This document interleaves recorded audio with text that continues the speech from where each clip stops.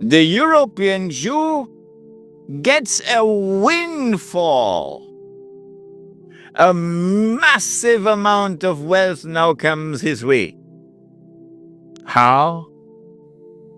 The hadith was that the earth would yield up its treasures to Dajjal. A child was playing, a black child was playing in a village in South Africa.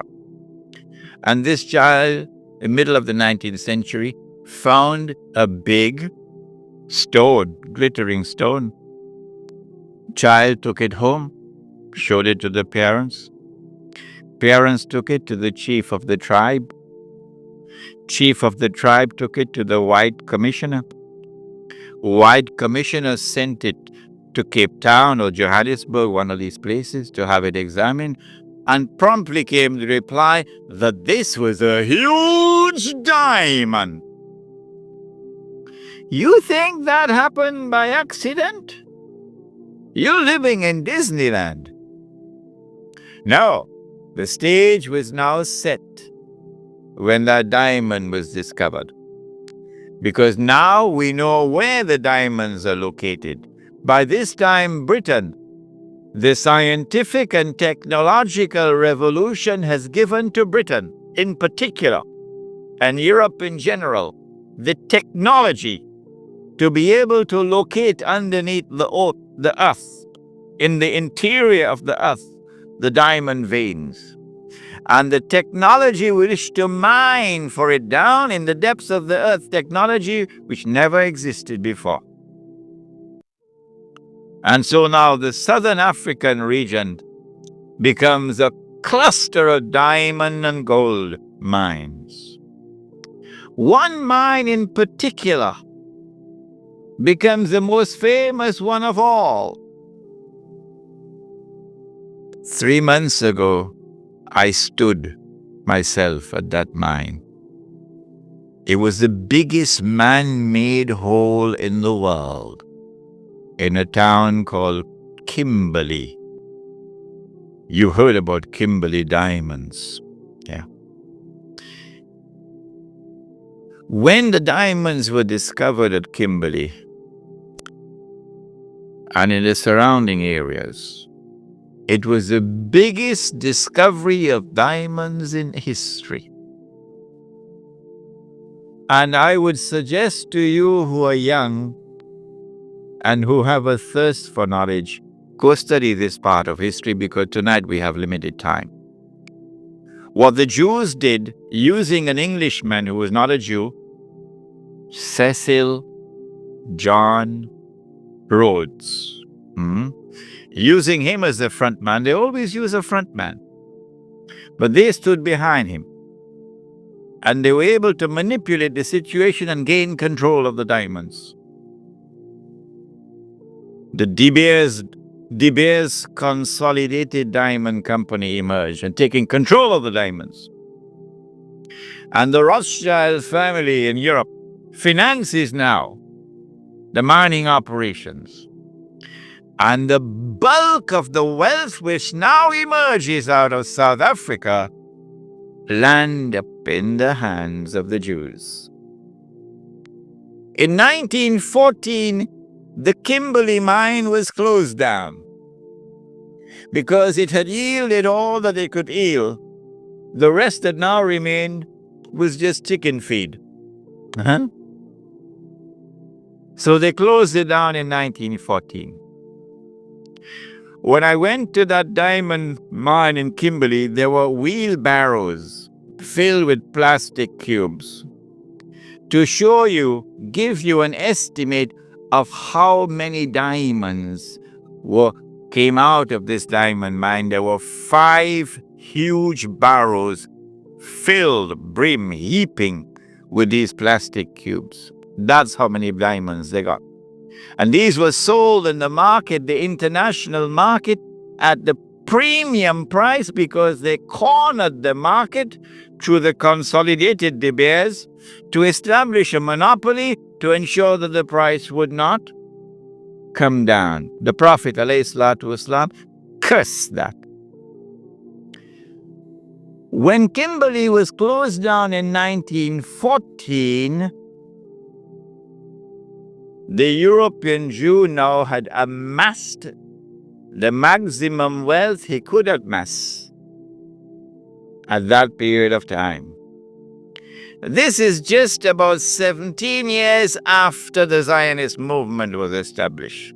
Within these 17 years, Dajjal had struck and had delivered to the European Jew this massive windfall of wealth.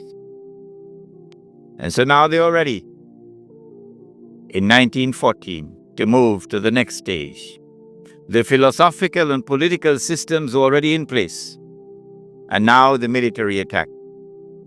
To destroy the Khilafah, you'll have to destroy the Ottoman Empire. And you cannot destroy the Ottoman Empire with 5,000 Jews in an army.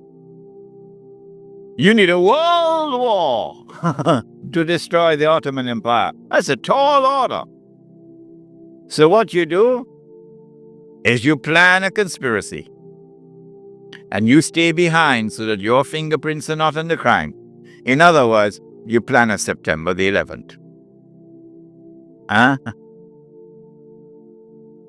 The attack took place in the summer of 1914 when the Grand Duke Franz Ferdinand was assassinated in Sarajevo. In the summer of 1914, there were 6 major powers in Europe.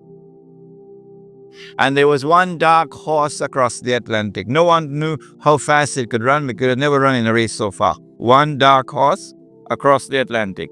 And 6 major powers in Europe. They were number 1, Russia, France, Britain, Germany, Austria, Hungary. That's 5. What's number 6? Ottoman Islamic Empire. Ain't no Turkey as yet. Ottoman Islamic Empire. These are the 6 major powers. How can you bring about a world war which would result in the dismantling of the Ottoman Islamic Empire? You've got to do some good planning to do this one. When they attacked and assassinated the Grand Duke Franz Ferdinand, they left footprints which led to Russia. As on September 11th, they left footprints which led to Al-Qaeda and Saudi Arabia. The reason why, I forgot to mention this last night, the reason why they put so many Saudis on board the aeroplanes. You remember I told you about the Saudi who went to his government? He says, listen, I've heard in the newspapers and on CNN that I'm dead.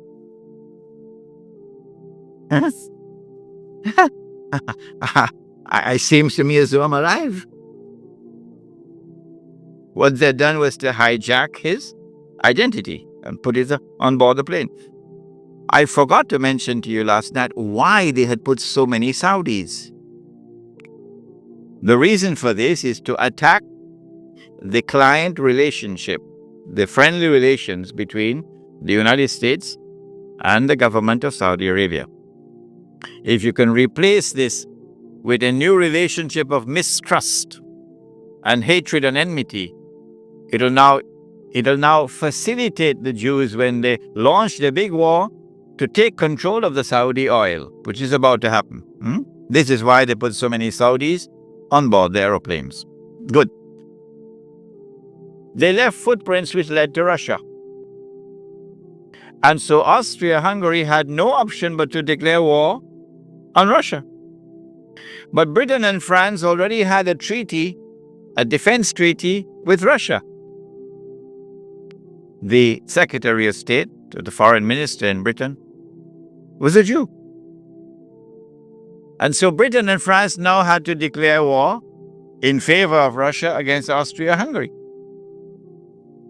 But Germany has the same racial ties with Austria-Hungary, so Germany is now forced to enter the war on the side of Austria-Hungary. So they have succeeded. Whoever planned that assassination has succeeded in bringing all these powers now in Europe into a state of war. All that is left now is what they call the sick man of Europe. Who is that? Ottoman Islamic Empire. The Khalifa in Istanbul does not want to enter the war. He knows how weak the Ottoman army is in terms of military technology. But through internal intrigue within Istanbul, the Ottoman Empire is forced into the war, and a Russian ship in the Bosphorus is used as a pretext. Once the war started, that massive wealth which the Jews had accumulated is now going to be used strategically for the purpose of influencing the direction of the war to get the prize that the Jews want. What is that prize? Once the war started, that massive wealth which the Jews had accumulated is now going to be used strategically for the purpose of influencing the direction of the war to get the prize that the Jews want. What is that prize? To destroy the Ottoman Islamic Empire, dismantle it, and to cut off the head of Islam, namely destroy the Khilafah. That's the prize they're after. The next prize is to liberate the Holy Land and to get the Holy Land for themselves. This is the prize they're after. Between 1914 and 1916, German submarines now make a surprise appearance into warfare. As when Israel launches her big war, we're going to see weapons that the world has never seen before being introduced into warfare. When the German submarine entered into the war, it tipped the scales on the side of Germany, and by 1916, Britain was on the verge of defeat. German submarines had surrounded and marooned the island of Britain. The French government had fallen, and Germany had occupied France, and Britain was on her knees. This is the moment that the Jews were waiting for.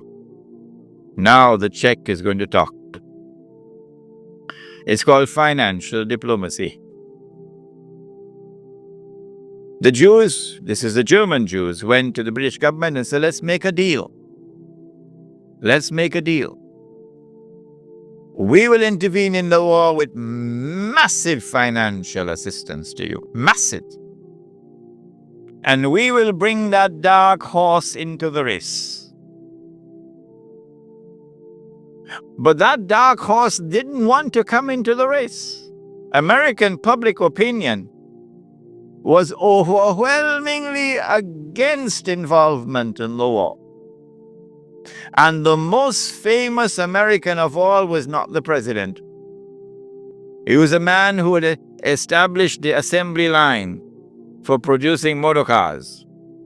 And what was supposed to have been a luxury item for only the rich, or you could see how the rich people were grinding their teeth in anger when this man caused the motor car to become accessible to ordinary Americans.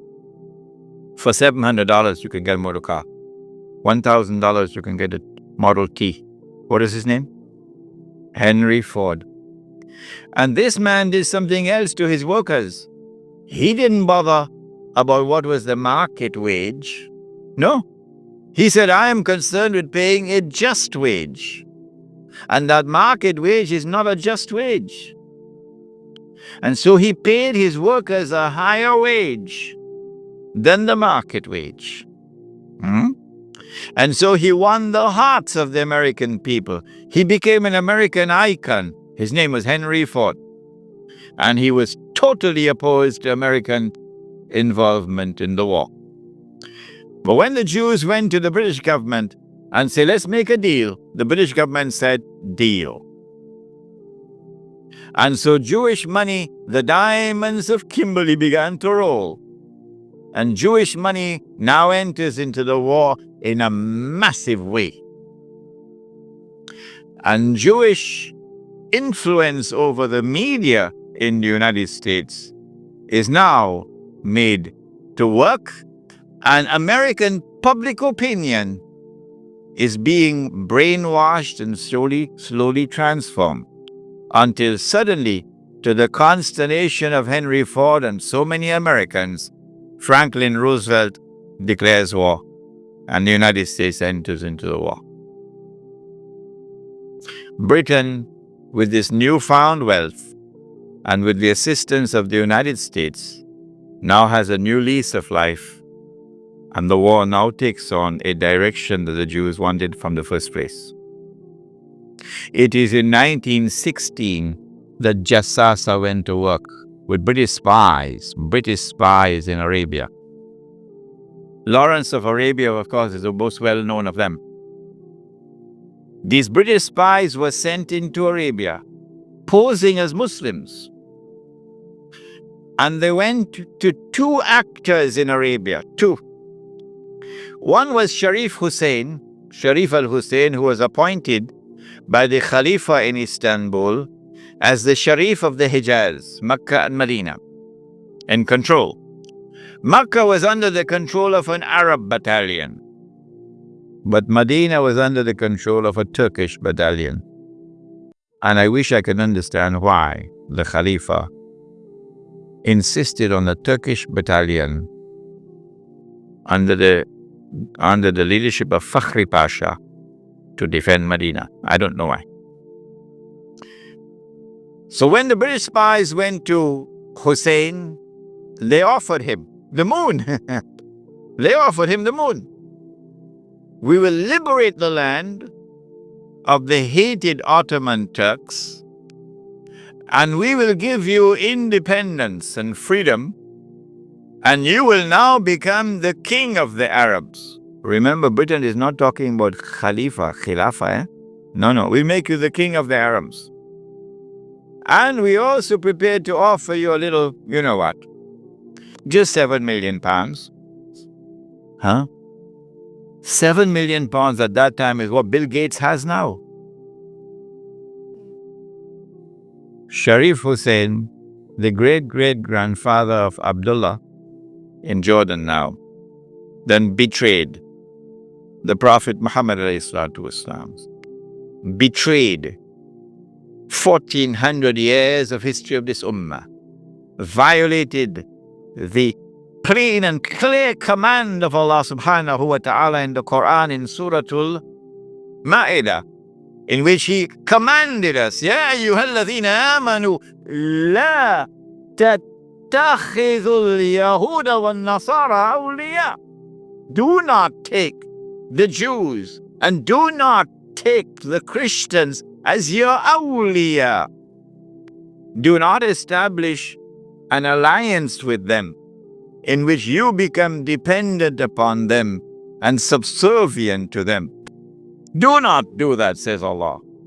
بَعْدُهُمْ أَوْلِيَاءُ. They are protecting friends of each other. وَمَنْ يَتَوَلَّهُمْ مِنْكُمْ فَإِنَّهُ مِنْهُمْ. Whosoever from amongst you turn to them for that kind of an alliance, you no longer belong to this ummah. You've now joined them. Inna Allah la yahdi al-qawm al-zalimin. Surely Allah will never provide guidance for a people who commit such an atrocious act of wrongdoing. And this is precisely what Sharif Hussein did, and what all his descendants from that day to this day have been doing. But the chickens are coming home to roost now for Abdullah. And the chickens are coming home to roost for Abdullah. When Mr. Bush attacks Iraq, then you're going to see Abdullah's suitcases at work. Yeah. They're all packed already, you know. They're all packed already. As soon as Mr. Bush attacks Iraq, you'll see where Abdullah is going to be heading for. Sharif Hussein now accepts 7 million sterling pounds and enters into a military alliance with Britain and declares himself independent of the Ottoman Caliphate. Once the Khilafah in Istanbul had lost control of Mecca and Medina, had lost control of the Haramain, had lost control of the Hajj, you pull the carpet, you pull the rug from underneath the feet of the Khalifa. His Khilafah is now losing legitimacy. Can anyone be Khalifa? Can you appoint a Khalifa here in downtown Lakemba? Can Mullah Umar have been recognized as the Khalifa? No, why not?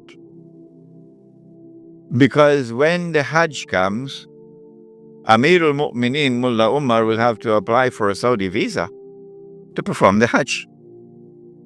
Huh? And if the Saudis reject the visa, the Khalifa can't perform the Hajj. All right? And so the British calculated, if we can wrest control of the Haramain and the Hajj away from the Khalifa in Istanbul, then the legitimacy of his Khilafah will begin to crumble. And so this was 1916. The British spies then went to the second actor in the Arabian Peninsula. I mean, Britain has a PhD in deception. If you want to destroy the Khilafah, okay, you have to make sure that it cannot be restored. How can you take the entire world of Islam with so many ulama and ensure that not only is the Khilafah destroyed, but it cannot be restored? That's a tall order. How to do it? If you want to destroy the Khilafah, okay, you have to make sure that it cannot be restored. How can you take the entire world of Islam with so many ulama and ensure that not only is the Khilafah destroyed, but it cannot be restored? That's a tall order. How to do it? The answer is, you not only have to liberate the Haramain from the control of the Khalifa in Istanbul, but you have to put it in the control of those who will not themselves claim the Khilafah and will not allow anyone else to claim the Khilafah. And so long as these people keep control of the Haramain and the Hajj, the Khilafah can never be restored. Simple, isn't it? Simple, isn't it? And so that is why they had to make the trip to Riyadh to meet. What's his name? Abdulaziz Ibn Saud? Correct name? Of course it's a correct name. Why are you afraid to mention it? But Abdulaziz Ibn Saud did not control the Hijaz. So he couldn't command the check for £7 million. Huh? He had to be content with something less than that. So what the British offered to him was, if you would sign the same kind of agreement with us and violate the specific command in the Quran and betray Allah and His Messenger and betray the Ummah, if you will do that, we pay you £5,000 a month. Would you accept that? Abdulaziz says yes. Yes. And in 1916, Abdulaziz ibn Saud signed an agreement with Britain. Yes. Which made of him a military ally of Britain, subservient to Britain. But when the Ikhwan, who were his military force, questioned him, how can you sign this agreement with Britain? And how can you accept this money from Britain, £5,000 a month? Abdulaziz ibn Saud says, this is jizya.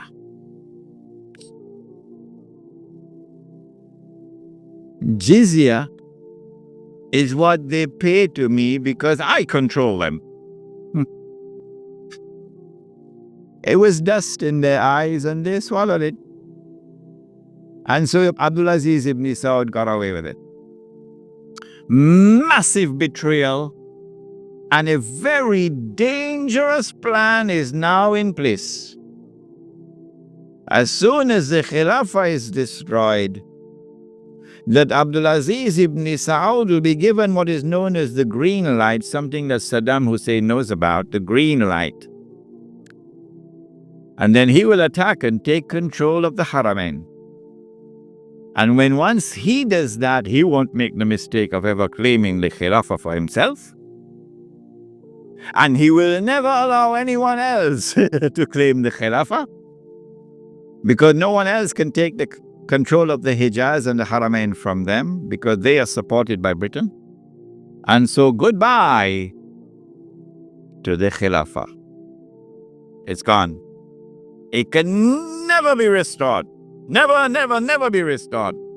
So long as Britain and the United States of America underwrite the security of the Saudi state, you can never, never, never restore the Khilafah. By 1919, the Ottoman Empire was in shambles, falling apart. And a British army under General Allenby, with many Arabs and Punjabi Muslims fighting faithfully under his control, attacked the Turkish garrison which was defending Jerusalem, defeated it, and liberated the Holy Land. This was a joyous day for the Jews, because now the countdown is really moving forward, and the golden age is coming back. In the same 1919, when the Ottoman Empire is collapsing, and it is losing all its non-Turkish possessions, all the Arab parts of the Ottoman Empire are falling away, the Greek army now invades the Turkish mainland, Anatolia. And the Turkish people now have a tremendous fright in their hearts, because the Greeks hate them with a PhD in hatred. So Britain now has to create a Turkish general who would appear to the Turkish people as a savior who has come down from the heavens with his hands resting on the wings of angels to save the Turkish people. And so at a place called Gallipoli, a man named Mustafa Kemal inflicts a defeat on the ruling state in the world, Britain, and immediately climbs the ladder to become the hero of all heroes in Turkish history. Very convenient, isn't it? Mustafa Kemal now takes over. He is in fact de facto ruler over the Ottoman Empire, and the Khalifa is just a piece of furniture. In 1920, I think, or 21, there was a big treaty, negotiations in Versailles, and from this emerged now the Turkish Republic, which replaces the Ottoman Islamic State. But Mustafa Kemal said, the Turkish people love their Khalifa. So if Europe could have a pope, why can't we have a pope too? This was simplistic thinking on the part of Mustafa Kemal. If the Europeans could have a pope, well, so too can we. So the new Turkish government of Mustafa Kemal decided to take the Khilafah and remove from it all political authority and make the Khalifa the equivalent of the Pope. This was 1922. And things were going fine for him. Turkish people were happy. Khilafah is still there. And the leadership of the revolution in Turkey were very happy because we have a secular state now, modeled after the European state. But in 1924, on the 3rd of March, suddenly Britain demanded, of course, this is secret, they won't reveal it, Britain demanded of Mustafa Kemal that he must abolish the Khilafah. The demand came from Britain. And on the 3rd of March 1924, the Turkish Republic abolished the Khilafah. The question we have to ask is, why did they do it when there was no need to do it? Nothing. It represented no threat whatsoever to the secular Turkish Republic. The answer for the abolition of the Khilafah on the 3rd of March 1924 is located in a place called India. But even the Indian scholars of Islam are not aware of it. Even they are not aware of it. When the attack on the Khilafah was taking place in the 1916, 17, 18 period, then Indian ulama, at that time the Indian Muslim community was one of the most influential Muslim communities in the world. And the Indian Muslim community was led by leaders who knew Islam and lived Islam. Men like Maulana Muhammad Ali Jawhar, Maulana Shaukat Ali, Maulana Sayyid Sulaiman Nadwi, Mufti Kifayatullah, men who knew Islam and lived Islam. And they wanted to get rid of British imperial rule in India, so that when they got rid of the British, they could restore Islamic rule over Muslims. That's all they wanted. Get rid of the British and restore Islamic rule over Muslims. And they realized that they could mobilize the Muslim masses of India over this issue of the Khilafah, because everybody loved the Khilafah. And so they established a movement which they call the Khilafat movement, Harakatul Khilafah, the Khilafat movement. When they established the Khilafat movement and it began to mobilize the Muslim masses, the body which was sleeping is now waking up for revolutionary struggle to preserve the Khilafah in Istanbul. The leader of the Hindus realized, but wait a minute, the Muslims want the same thing that we want. The leader of the Hindus realized, but wait a minute, the Muslims want the same thing that we want. We also want, the Hindus, we want to get rid of the British, and we want to restore Hindu rule over the Hindus. So there's a conversion of interest here. So Gandhi, who later became known as Mahatma Gandhi, Gandhi approached the leadership of the Khilafat movement and he said to them, listen, the same thing you want, the same thing I want. So why don't we join forces? Will you allow me to join the Khilafat movement? And guess what the leadership of the Indian Muslims did?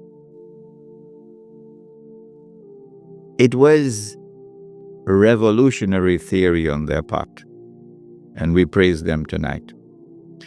They accepted the offer of Gandhi, and they formed an alliance. And so the Khilafat movement in India now became a Hindu-Muslim alliance for the purpose of getting rid of British rule. And then that would replace, that which would replace British rule would be Islamic rule over Muslims and Hindu rule over Hindus. This constituted the most dangerous of all threats that Western civilization have ever experienced in its entire period of colonization of mankind. This Khilafat movement. Because the Western objective was to demolish every existing state structure in the world and replace it with the secular state, so that eventually the secular state could be brought under the umbrella of a League of Nations and eventually a United Nations, and this would be political globalization at work. If the Khilafat movement were to succeed, then one of the most important communities in the world, the Indian Muslims, will escape. Because when the British withdrew, Muslims will be ruled by Islam and Hindus will be ruled by Hinduism. Between 1920 and 1924, the Khilafat movement was building up steam at an alarming rate.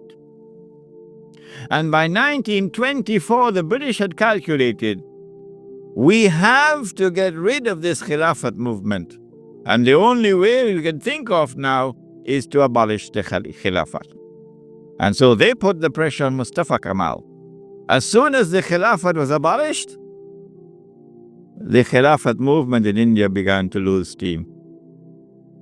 In the same year that it was abolished in 1924, in that same year, the secularly minded British, in Indian language they call it chamcha, the stooges of the British in India, the brown-skinned Englishmen parading as Muslims, of whom the prince of them all was the grandfather of the present Aga Khan, Karim Aga Khan's grandfather. They now restore an organization called the All India Muslim League. The All India Muslim League is led by men who don't know Islam and don't live Islam.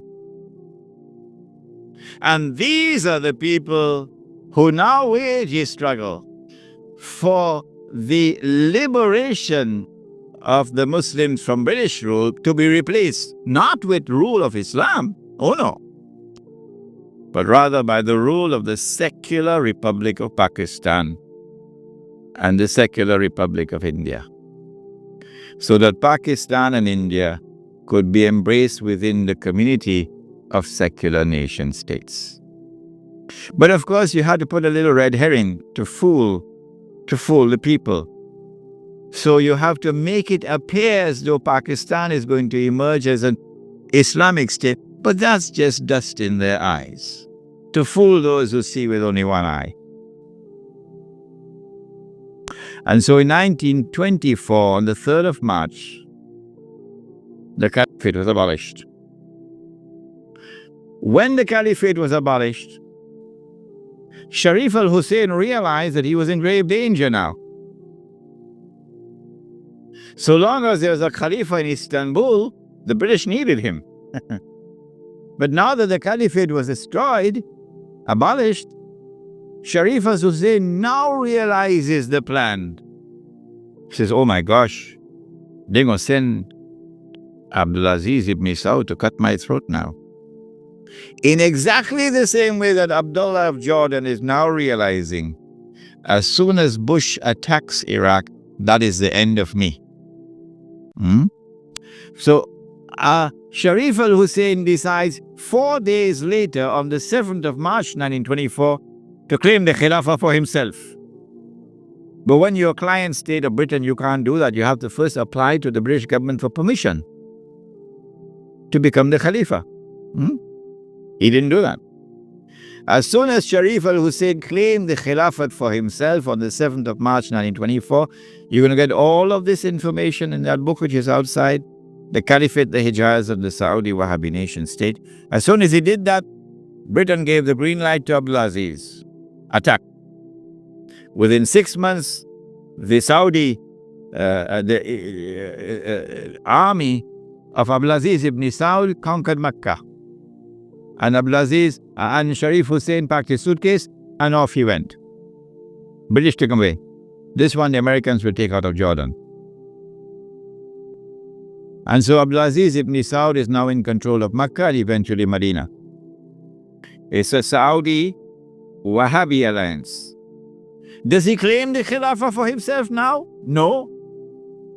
What he does is, as soon as he enters Mecca, in 1924, October, Abdulaziz ibn Saud makes a proclamation, and they're going to hate me for revealing this to you, because nobody remembers it now. The proclamation which he makes is, that this land belongs to the entire Ummah. Huh? This land belongs to the entire Ummah.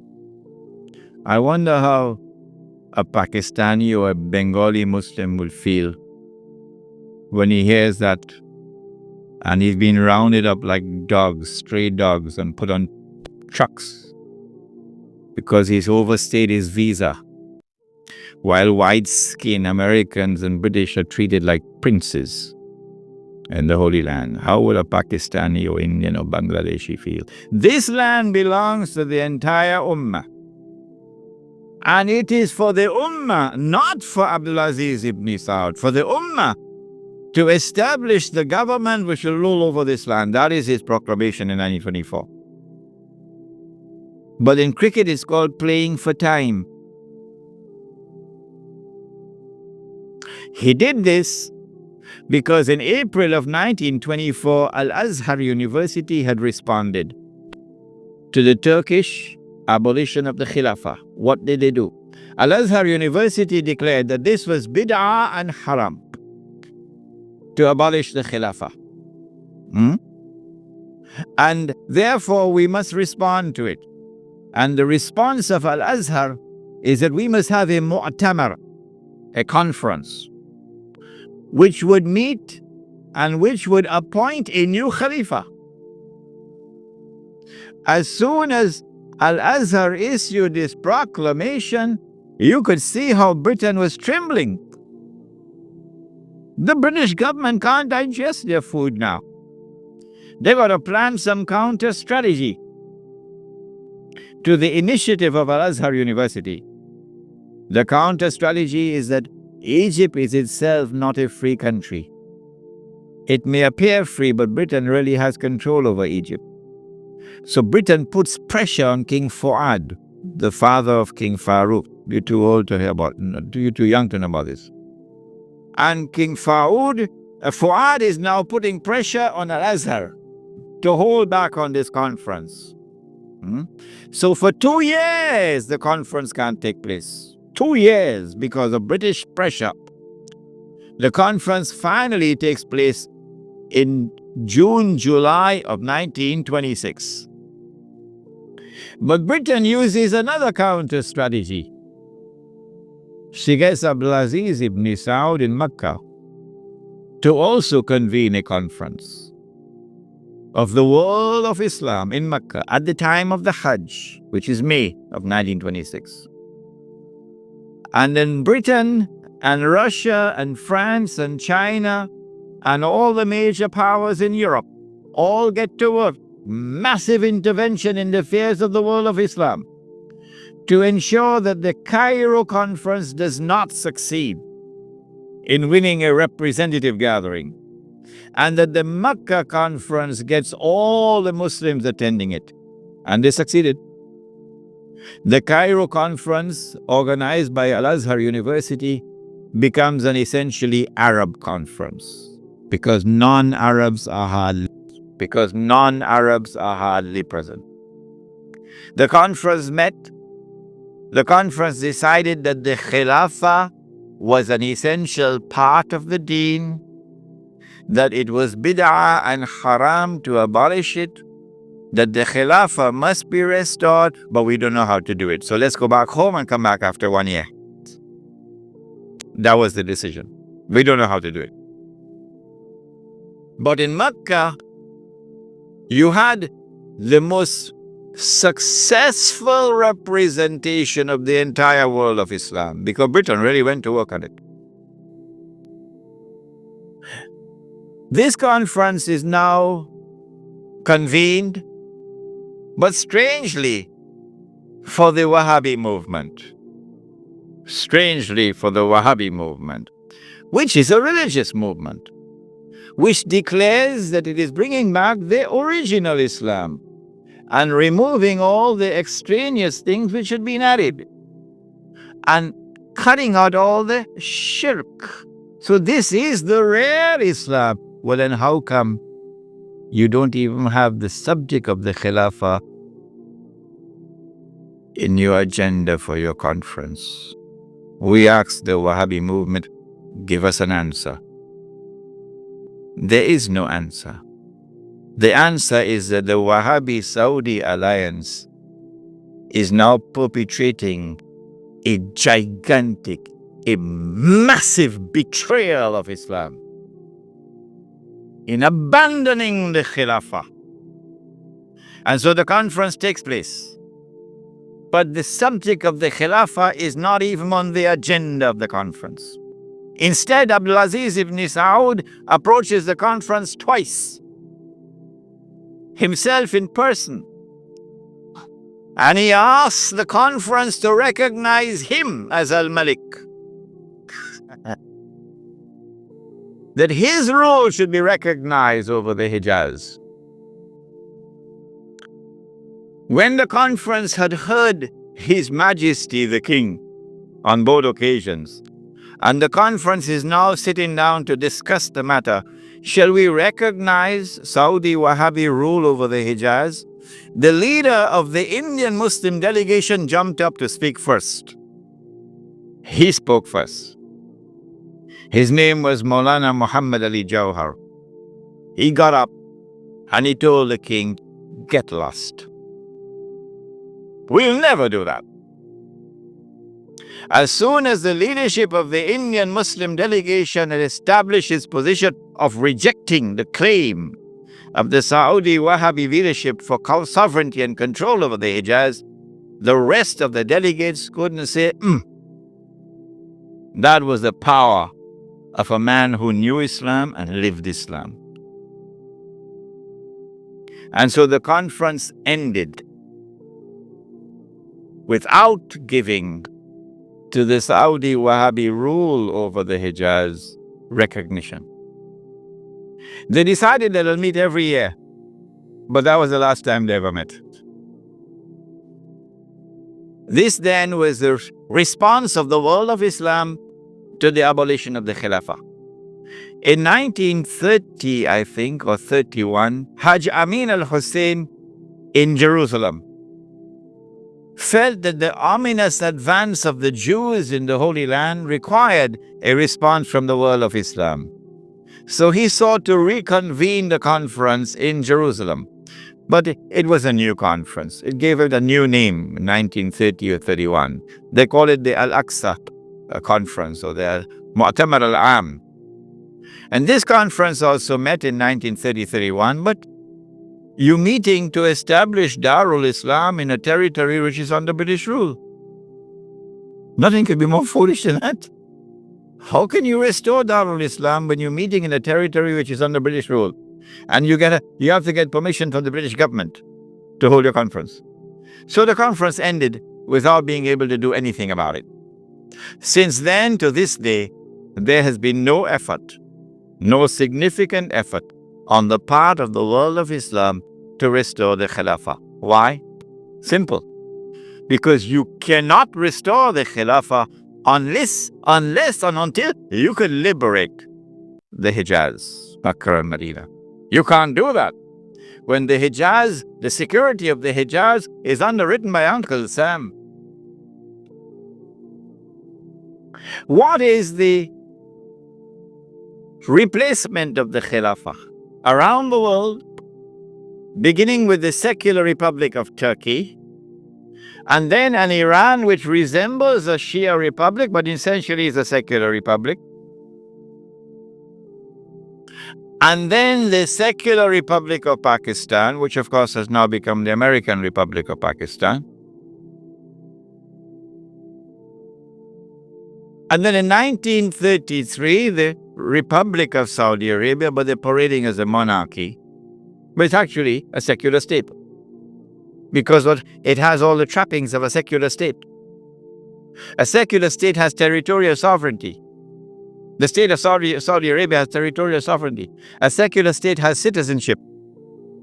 Once upon a time when I went to Mecca, I was Muslim. And the only difference between me and my fellow Muslim was resident in Mecca was that I was Musafir and he was Sakin. Other than that, we're the same.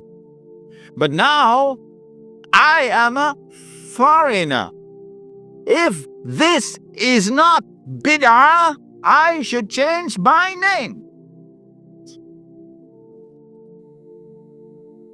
I am now a foreign national, and they are Saudis. And all the oil that Dajjal discovered underneath the soil belongs to them. They own it.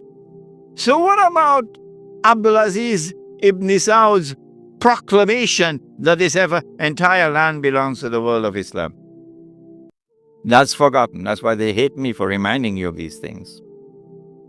The entire world is now embraced. The entire world of Islam is now embraced by the modern secular state. Now, let me say to you before I leave Australia, any Muslim, whenever I talk on two subjects, a lot of people now begin to behave strangely towards me. But while it pains my heart, it will not change me, because I do not teach Islam to please people. I try to do it to please my Lord. When I talk on the subject of riba, some people begin to hate me. Yeah, it doesn't matter. And when I talk on this subject also, when a Muslim pledges his allegiance to the modern secular state and to its constitution, which declares that Allah is no longer Al-Malik, no longer Al-Akbar, no longer Al-Hakam. The state is now Al-Malik, Al-Akbar, and Al-Hakam. And the state can make halal what Allah made haram. When a Muslim pledges his allegiance, you got to do that to get citizenship. Oh yeah. Can't get a U.S. passport without pledging allegiance. When you do that, you commit shirk. If you don't believe me, no problem. No problem. When you reach the grave, then you will see. When a Muslim goes and votes in the elections to constitute the government which will preside over this shirk, you enter into shirk. But if you don't believe me and you want to go and vote in the elections, I am not stopping you. So don't let there be any bad blood between us. I'm not stopping you. But when you enter in the grave and you find that you've entered into shirk, do not plead ignorance. That's all. Stand up like a man and take it on that day. This is now the universal shirk that the Prophet ﷺ had prophesied.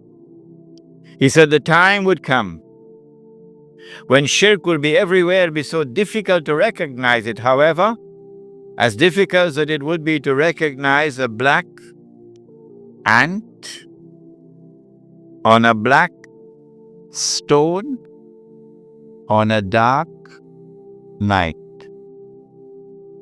So if you did not recognize it before this lecture, don't be surprised, but now you know. This universal secular state is now used to embrace all of mankind, including the world of Islam, in political globalization.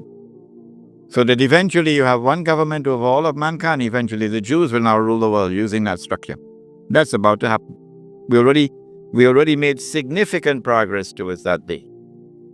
When you read this book, Jerusalem in the Quran, which I believe is the first and only book on the subject, because you couldn't write this book before 1948. Nobody could write it before 1948.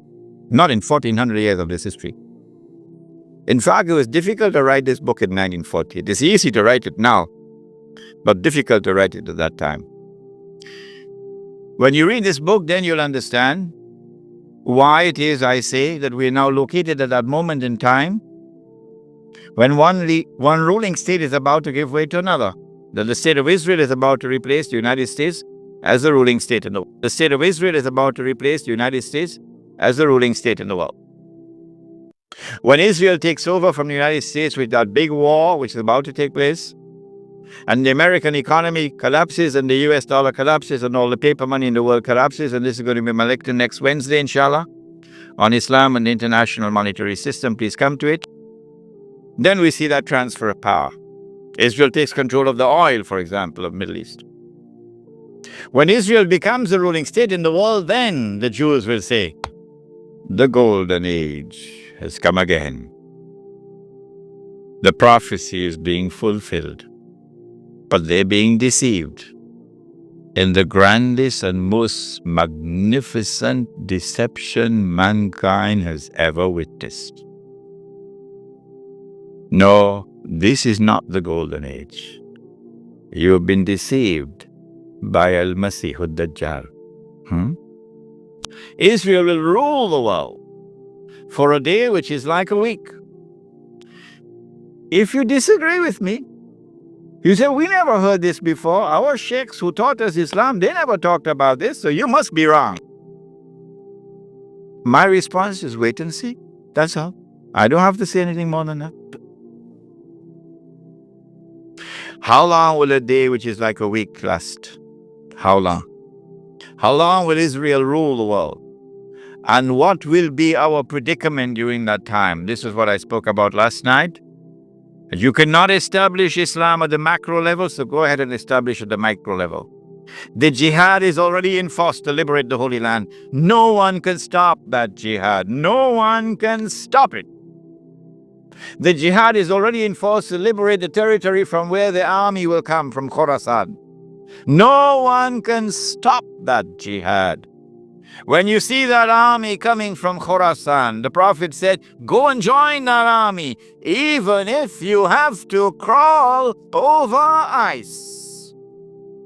Because no one will be able to stop that army until it reaches Jerusalem. When a day which is like a week has come to an end, and we will know that because the water in the Sea of Galilee would have dried up. That is the time when these events are now going to take place. The advent of Imam al-Mahdi, Dajjal appearing in a day which is like our day, so we'll see him as a Jew, etc., and the Son of Mary coming down. There are some of you who have become a bit uncomfortable with my statement that I said it would be perhaps within the next 50 years. And I went on to say I can be wrong. If this statement is uncomfortable to you, I can make another statement which means exactly the same thing. Exactly the same thing. I can say that I expect the Sea of Galilee to dry up in about 50 years. I hope you'd have no objections to that. But it's the same thing. Because it is when the water in the Sea of Galilee dries up that the Son of Mary will come back down. Go and read your Sahih Muslim. It is at that time, and go and notice the water level in the Sea of Galilee now. It is lower than it has ever been before in history, and Lebanon is about to take water out of the river. What's the name of the river? Litany? Whatever is the name of the river. Lebanon is about to take water out of that river, and Israel is saying, if you do that, we're going to wage war against you. Why? Because that water runs into the Sea of Galilee. Yes. And so the hadith of the Prophet Muhammad ﷺ is now moving to center stage. If I say 50 years, and if I say I can be wrong, at least I'm giving you a wake-up call. A wake-up call that you're living in the age of the countdown. So don't be fighting each other over chicken feed. That's what you're doing. In South Africa in particular, the ulama fighting with each other. Sectarian conflicts over chicken feed. While this hugely important subject is so far away from them, it is unbelievable. When the water in the Sea of Galilee is drying up, and the state of Israel has ruled the world for a day which is like a week, then in Sahih Muslim we are told, a Muslim ruler will die and there will be disagreement concerning succession. And then a man is going to come out of Mecca. His name will be my name and his father's name will be my father's name. Said the Prophet ﷺ, he'll have a broad forehead and a large nose, and he'll be known as Al-Mahdi. And he'd hurry from Medina to Mecca. As he approaches Mecca, people are going to come out to him, so this has to be a well-known person, not some obscure non-entity, a well-known person. When the people of Mecca come out to him, they'll force him to accept the bay'ah, the oath of allegiance which legitimizes the leadership of the Amir al-Mu'mineen, bay'ah. He will accept the bay'ah at the Kaaba and then proclaim himself to be Al-Mahdi. It is only then that you would know that Al-Mahdi is here. So stop asking these foolish questions. Is he born already? Is he in Lebanon? Or maybe in Indonesia? That's foolishness. Al-Mahdi cannot emerge until Israel has become the ruling state in the world. Al-Mahdi cannot emerge until Dajjal has completed his mission.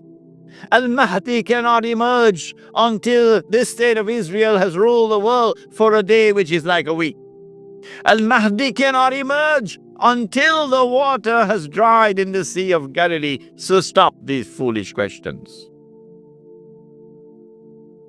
He proclaims himself to be the Mahdi. There are going to be eclipses of the sun and the moon that month. But there have been eclipses of the sun and the moon in the past.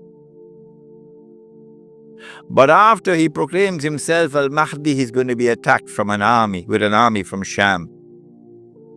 That army comes down to the south, and armies are under the control of governments. And when that army is between Medina and Mecca going down south, the earth is going to open and swallow that army. That is the sign of all signs, beyond the shadow of a doubt, validating the claim of this man that he is the Mahdi. But Mecca has never been a Shia city. Never. And Mecca will not be a Shia city at that time. And Mecca will not come out to give allegiance to a Shia. And so you have to be living on the moon to believe that the Mahdi is going to be Shia. We do not say this to embarrass the Shia or to be uncharitable to them or to hurt their feelings in any way. This is just factual analysis. When the earth opens and swallows that army, then on that day, those from the world of the Shia who accept him as the Mahdi and follow him are our brothers in faith. And shoulder to shoulder we'll fight to liberate the Holy Land. But those from the Shia, and we anticipate that there will be those who will now reject him as the Mahdi because he is not Shia. You're not our brothers in faith. And you will not fight with us shoulder to liberate the Holy Land. When the army is swallowed, then the Mahdi is going to be attacked by another army, and this is now an army of the Quraysh, an army of the Kalb. And remember that armies are under the control of governments. The Mahdi will defeat this army, and when our army is defeated, that is the end of Saudi Arabia. Goodbye to bad rubbish. Goodbye to bad rubbish. Let it be recorded in my book tonight. Let it be recorded in your book tonight. Goodbye to bad rubbish. The most monstrous betrayal of Islam ever committed in history, committed by those who control that state. Now Darul Islam is restored. Yeah, this is Islam, not that. And let it be clear that there are so many Salafi Muslims in Saudi Arabia, in prison, because they too are struggling for the same thing that I'm struggling. to liberate that land. Let it be clear that there's a man like Sheikh Safar al-Hawali who is at the forefront intellectually, spiritually, and theoretically. At the forefront. I benefited from his thought. And so do not remain with this sectarian conflict and describe that masjid, Salafi masjid, this one Sunni masjid, this one Indonesian masjid, that one Malay masjid. I thought the masjid was the house of Allah. Has it changed? When Darul Islam is restored in the Arabian Peninsula, this is now the most dangerous and potent of all threats to the state of Israel. Dajjal will now attack. He's now in a day which is like our day. And so we see him, a Jew, a young man, powerful, built, curly hair. But I'm not saying anything about his eyes because you understand the hadith about the eyes now. The Prophet ﷺ pointed his hands to the east 20 times. And he said he's going to come from the east.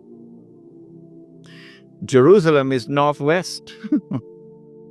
When Israel attacked Jamal Abdel Nasser, although Israel is to the east of Egypt, Israel attacked from the west and destroyed the Egyptian Air Force on the ground in the 6-day war.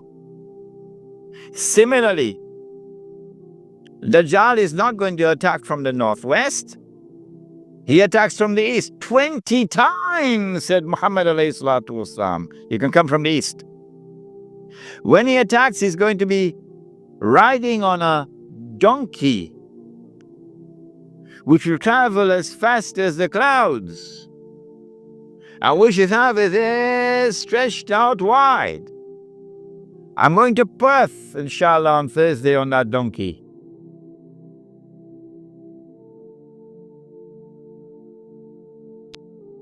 And so, we're talking about fighter aircraft. And east of Medina and Mecca is the Saudi Air Force Base, which is now also an American Air Force Base in Dhahran. As they attack Mecca and Medina, the angels defend Mecca and Medina. This is there in Sahih Muslim. And the attack is diverted to Damascus. And then the confrontation takes place. Dajjal is outside and the Imam is inside the masjid. And now history repeats itself. The Jews are rubbing their hands. We got them now. There's no escape. We got them. We have them in our sights now. As someone else was rubbing his hands, as his army was approaching them, and in front of them was the sea, and behind them is the army, and they're rubbing their hands. We got them now. Who is he? Fir'aun. And so history repeats itself. But at the last moment, Allah subhanahu wa ta'ala says to Musa alayhi salam, take your rod and strike the water. And then the divine intervention took place, the miracle. And the believers were saved. وَإِذْ فَرَقْنَا بِكُمُ الْبَحْرِ فَأَنْجَيْنَاكُمْ وَأَغْرَقْنَا آلَ فِرْعَوْنَ وَأَنْتُمْ تَنْظُرُونَ. Now history repeats itself. As the Jews are rubbing their hands, we've got them now, we've cornered them. At that last moment, history repeats itself. The Son of Mary comes down with his hands resting on the wings of two angels. The first time he came, Allah raised the man. And when the Messiah came, he came in front of that man. And that man said, here he is, this is the man you've been waiting for, this is the Messiah. Who was that man? Yahya alayhi salam. So this is a divine method for positive identification. But Ibn Khaldun, may Allah bless him and have mercy on his soul, that great scholar, we are not fit to clean his shoes.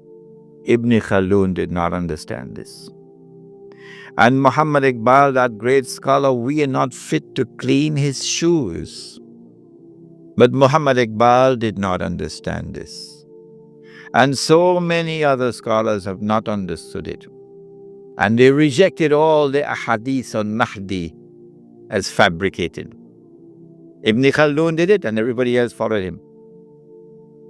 But now history repeats itself. The divine method of positive identification is repeated. As the son of Mary comes down in the masjid, Imam al-Mahdi says, here he is, this is the son of Mary. And history repeats itself. May Allah forgive Ibn Khaldun. And then the son of Mary responds and identifies himself. Imam asks him, you lead the salat. He says, no, you are the Imam, you lead. After the salat, then the confrontation takes place between the false Messiah and the true Messiah. And the false Messiah is killed. And then Gog and Magog are destroyed. The Sea of Galilee is dry. And after Gog and Magog are destroyed and Dajjal is killed, now the state of Israel is without any support. Now it's going to be a level battlefield. A level battlefield. I may be wrong, but I suspect that there's going to be a massive collapse of the world of modern technology. I suspect that. And so horses are now going to be used once again. Yeah. The army now comes out of Khorasan, and that army attacks and destroys the state of Israel. The first time it was a Babylonian army. The second time it was a Roman army. And after the Roman army destroyed them and threw them out of the land, Allah said, وَإِنْ عُدْتُمْ عُدْنَا وَإِنْ عُدْتُمْ عُدْنَا. If you return with your fasad, we will return with our punishment. They return with their fasad. It's happening now before your eyes. And so Allah returns with His punishment. وَإِنْ عُدْتُمْ عُدْنَا. And so now the Muslim army destroys the state of Israel. It is at this time that the Prophet said, alayhi salatu wasalam, the hadith in Sahih Bukhari, Sahih Muslim, you will know who is the true leader amongst the Muslims today, because you'll not be afraid to quote this hadith. And you'll know those who betray Islam, because they'll never quote this hadith. Never. They'll lose their jobs. لَتُقَاتِلُنَّ الْيَهُودِ وَلَتَقْتُلُنَّهُمْ حتى يقول الحجر يا مسلم هذا يهودي ورائي فتعال فاقتل. If you're 17 years of age tonight, this is music in your heart. Yeah, if the beard is gray, well, things are not the same anymore. You will most certainly fight the Jews. And you will most certainly kill them. And at that time, the stones will speak. Muslim, is a Jew hiding behind me? Come and kill him. And so the Holy Land is liberated. This ends the subject of Imam al-Mahdi and the return of the Khilafah. What happens after that, we'll pick up in our subject on Jerusalem in the Quran, which will be on Monday night. What I'd like you to do is, if you have any questions, please write them very quickly. We have paper.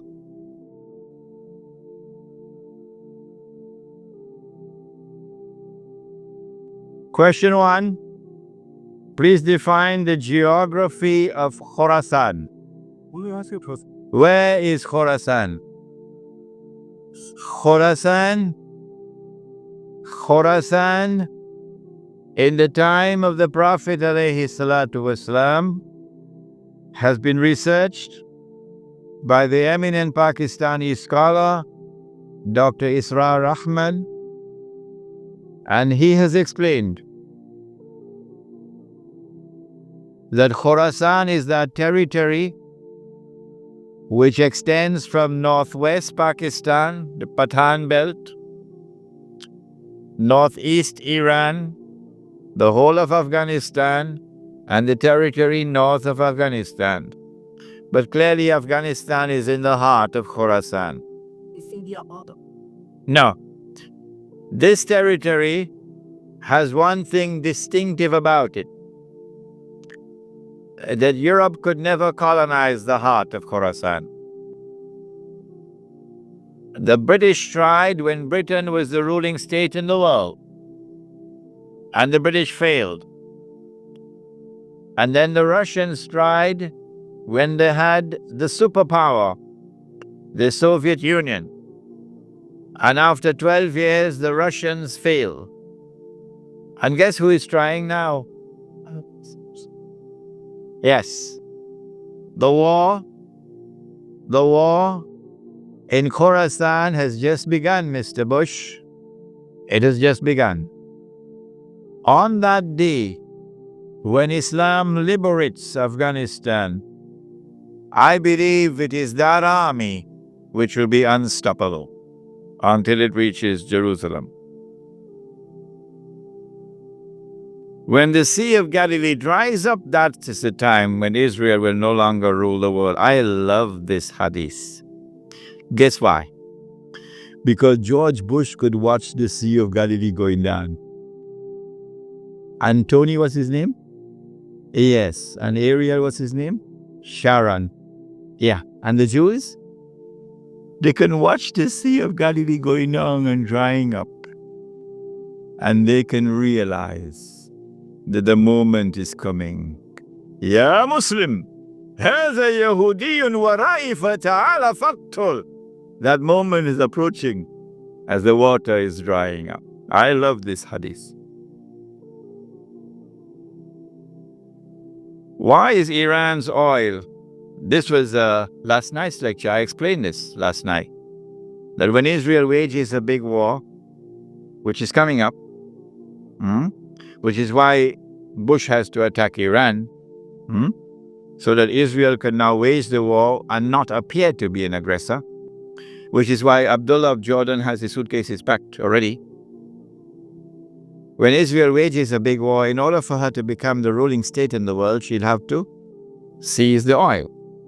Saudi oil, Iraqi oil, Kuwaiti oil, etc. But I said, I don't think they'll touch the Iranian oil. Why? He asks. The answer is, without in any way being disrespectful to the Shia, without in any way being uncharitable to the Shia, no, that's not my method. Anyone who declares of Abu Bakr as-Siddiq radiallahu ta'ala anhu, he was a usurper, is misguided. And anyone who compounds that by declaring that Umar Farooq radiallahu ta'ala anhu was a usurper is doubly misguided. And anyone who further compounds that by declaring of a third of the eminent companions of the Prophet Muhammad alayhi salatu wasalam, that Uthman Ghani radiallahu ta'ala anhu was a usurper, is casting a massive vote of no confidence in Muhammad sallallahu ta'ala alayhi wasallam. The three of his foremost companions were usurpers, robbing people of their legitimate position, like robbers and bandits. So anyone who declares of this like this are a people who are significantly misguided. That's all. This is not an uncharitable statement. This is a factual statement. A less than valid, less than authentic expression of Islam will always be advantageous to Dajjal.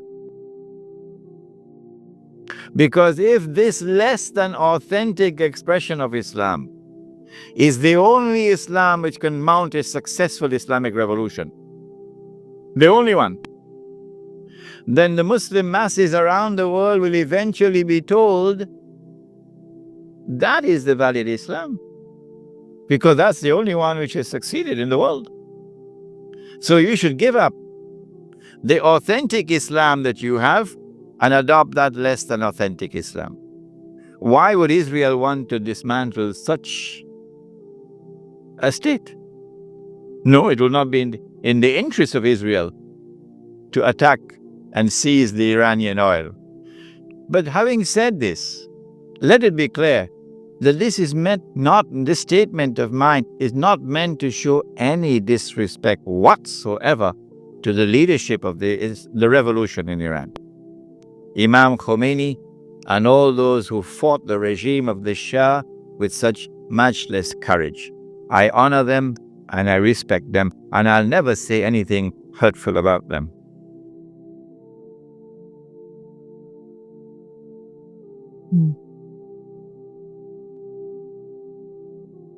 Can you please give an example of the Prophet ﷺ about how he established the Khilafah? You have to take control of territory. Either exclusive control, that is you alone control, or on the basis of an agreement in which you share control over the territory with others. The Mithaq of Medina was an agreement, a constitutional agreement, in which Muslims shared control over territory with those who are not Muslims. The ruler who rules over the Muslims in that territory would be the Khalifa over the Muslims. This was called a plural model of a state. But that plural model of a state only lasted for a short time, and then the Jews betrayed the Treaty of Medina and they were expelled. And now you have the exclusive model. When Muslims take control of a territory in the name of Islam and establish Allah's law in that territory, there will be one Jama'ah and one Amir. That Amir, on the condition that he controls the Haramain and the Hajj, would now be the Khalifa. What is the role of Freemasons in the globalization subject? The Freemasons are an organization which have their roots in ancient Israel, Banu Israel, from the earliest times. The Freemasonry movement, however, was hijacked by the Europeans who put on the clothing of Judaism. European Jew. Yes, Sheikh Sadi, here we are. This is something for you. It's a gift. The Freemasonry now has been hijacked by them, and they're using it as a front organization so that they could stand behind. So you attack World Trade Center, but your fingerprints are not on the crime. You're behind. You attacked the World Trade Center in 1991, and you put Sheikh Omar Abdurrahman behind bars, the blind Sheikh. But the Jewish fingerprints are not on the crime. You attacked the U.S. mission in Tanzania, the U.S. mission in Kenya, Tanzania and Kenya, and you believe that we are blind. We know you did it. You attacked. But you blame Osama bin Laden for that.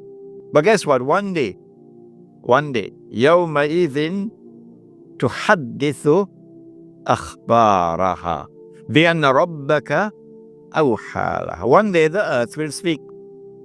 And all your lies are now going to be exposed.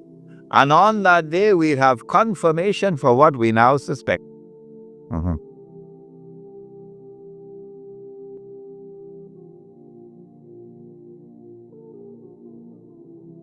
What role does the economic boycott of Israel and some American companies have on the return of the Khilafah?